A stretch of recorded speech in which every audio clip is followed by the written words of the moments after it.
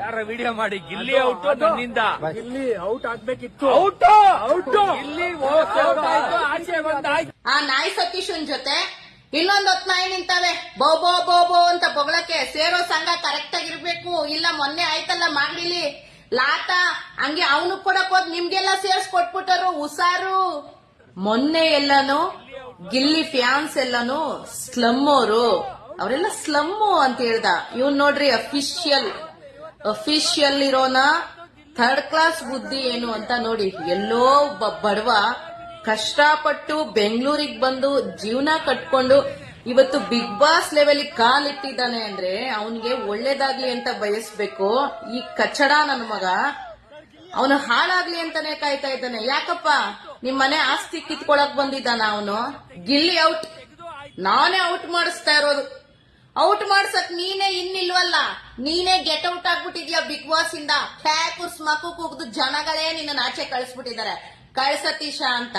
ಆದ್ರೂ ಕೂಡ ನಿನ್ ನಾಯಿ ಬುದ್ಧಿ ಬಿಡ್ಲಿಲ್ವಲ್ಲ ನೀನು. ಯಾಕಂದ್ರೆ ನಾಯಿಗಳ ಜೊತೆನೆ ಇರ್ತೀಯಲ್ಲ, ನಾಯಿ ಬುದ್ಧಿ ಚೆದಕ್ಬೇಕು ಹಂಗೆ.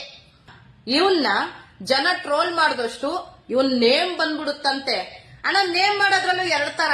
ಒಂದು ಬರ್ತಾವ್ರ ನೋಡು ಸಾಹೇಬ್ರು ಎಂತ ಒಳ್ಳೆ ಮನುಷ್ಯರು, ಇದು ಒಂದ್ ನೇಮು. ಇನ್ನೊಂದ್ ನೇಮ್ ಬರುತ್ತೆ ನಿನ್ನಂತವ್ರಿಗೆ ಅಂತ ಇಕ್ಕಿರೋ ನೇಮು.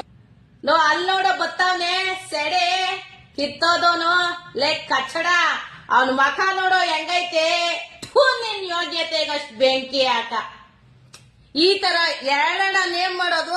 ನಿನ್ನ ನೋಡ್ಬಿಟ್ರೆ ಎಲ್ಲರೂ ಅಂತಾನೆ ಉಗಿತಾರಣ.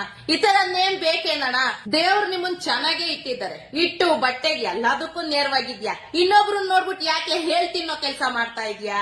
ಗಿಲ್ಲಿ ಫ್ಯಾನ್ಸ್ ಎಲ್ಲ ಸ್ಲಮ್ಸ್ ಅಂತೆ ಇವನ್ ಪ್ರಕಾರ. ಇವನ್ ನೋಡ್ರಿ ಅಫಿಷಿಯಲ್ ಜೊತೆಲಲ್ಲಿ ಇರೋರೆಲ್ಲ ದೊಡ್ಡ ಅಫಿಷಿಯಲ್ಗಳು. ಬಕಿಟ್ ಅನ್ ಮಕ್ಳು ಬಕಿಟ್ ಹಿಡಿತಾರೆ ಅಂತ. ಅವ್ರ ಯೋಗ್ಯತೆಗಷ್ಟು ಬೆಂಕಿ ಹಾಕ. ನೋಡ್ರಿ ಕಚ್ಚಡ ಗುಂಪು ಹೆಂಗಿದೆ. ಸೇರೋ ಸಂಘ ಸರಿಯಾಗಿರ್ಬೇಕು. ಮೊನ್ನೆ ಒಂದ್ ವಿಡಿಯೋದಲ್ಲಿ ವರ್ತೂರ್ ಸಂತೋಷ್ ಅವ್ರು ಹೇಳ್ತಾ ಇದ್ರು, ಕೆಲವೊಂದು ಪ್ರಾಣಿಗಳು ಹೇಲ್ ತಿನ್ನಕ್ಕೆ ಅಂತಾನೆ ಹುಟ್ಟಿರ್ತಾವಂತೆ.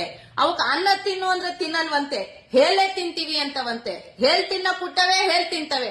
ತಿನ್ಕಳ್ಳಿ ಬಿಡಿ.